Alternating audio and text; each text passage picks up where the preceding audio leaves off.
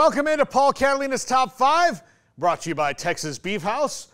Another auction this week. Go to betonbeef.com. Use our promo code 365sports for a discount at checkout. Week 5 awards. Number 5, the Money Can't Buy Happiness Award. Lane Kiffin and Ole Miss. Now, this was a game in which Lane Kiffin was obviously fired up. That did not happen this week against Kentucky as Ole Miss falls to the Wildcats 20-17. Now, one thing that Ole Miss is missing that Alabama has, Georgia has, Tennessee has to some extent. Heck, Florida might even have it if they get a coach that can point them in the right direction. The teams that have won, LSU has it for sure. They have a mystique, an aura, something about them that in those close games against teams you're supposed to beat when you're really good, you just kind of let them get nervous and fall apart. Georgia did it to Kentucky just a couple weeks ago. Kentucky had a situation where had they gone for it on fourth down, might have been able to drive and kick a field goal at least to win the game. They punted and gave Georgia the ball back and then never saw it again. So, or not didn't see it again at least with enough time to make a reasonable effort. So, what's Ole Miss missing? It's not talent. Jackson Dart's one of the best quarterbacks in the country.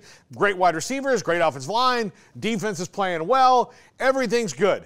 But not everybody plays their best every single day because they're human beings. But when you're Georgia or you're Bama, the mystique sometimes wins you games, and that's what Ole Miss has yet to establish. Number 4, the Who Are We, What Are We, Why Are We award goes to the Big 12.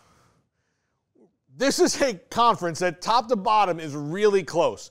They've made it this way in basketball. Now it's this way in football. Utah takes a loss to Arizona, so now everybody's kind of back on equal footing when it comes to the conference race. Kansas State gets back on track by drubbing Oklahoma State, who doesn't look right now like a team that's in the conference race.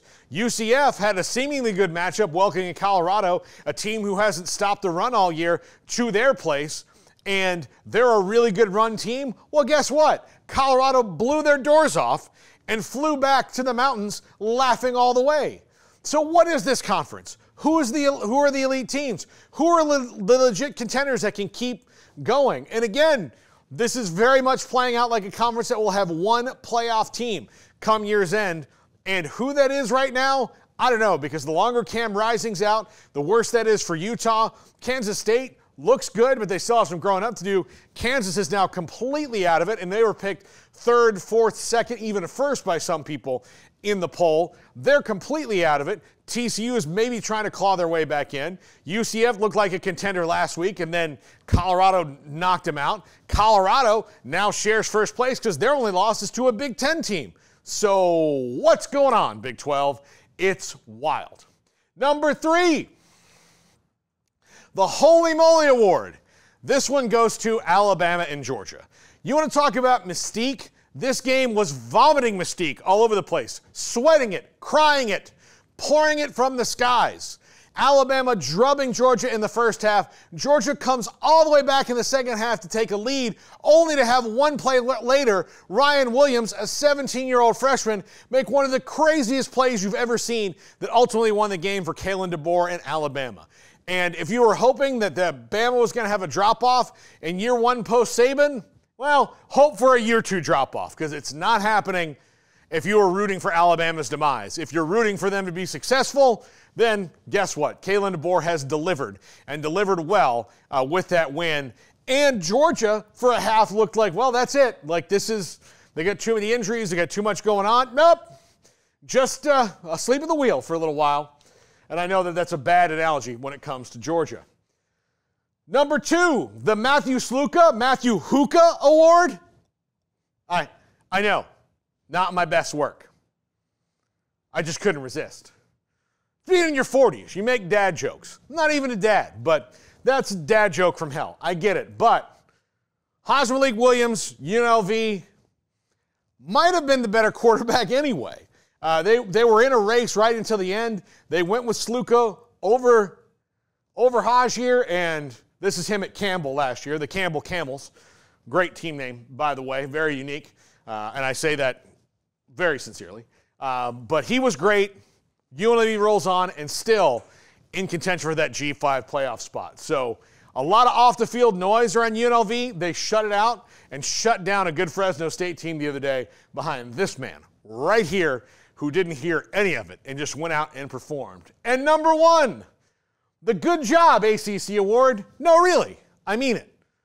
Most of the time, you know me, I don't have a lot of good things to say about the ACC. But the end of the Virginia Tech-Miami game was ridiculous and spectacular and exciting and all of that. But had they ruled that a Virginia Tech touchdown, it would have cast a controversy over the league for the whole year. I didn't think it was a touchdown. The ball was clearly moving. You can have your opinion on it. But they took their time. They got the decision right. They gave a good explanation on it. It wasn't ambiguous. The ACC did a good job. So when they get a badge, I'm going to give them a badge. All right? I was a Boy Scout. You want more on the sash? That's one for the sash for the ACC. So good job, ACC. Good job. And I mean it. I know that sometimes I don't sound sincere. I'm sincere. That was a good thing. You did a great job. And you know how I'm sincere? I'm saying you did a good job, and that benefited Miami. That's how you know I'm sincere. There you go. That's going to do it for the top 5. Let's wrap the show up.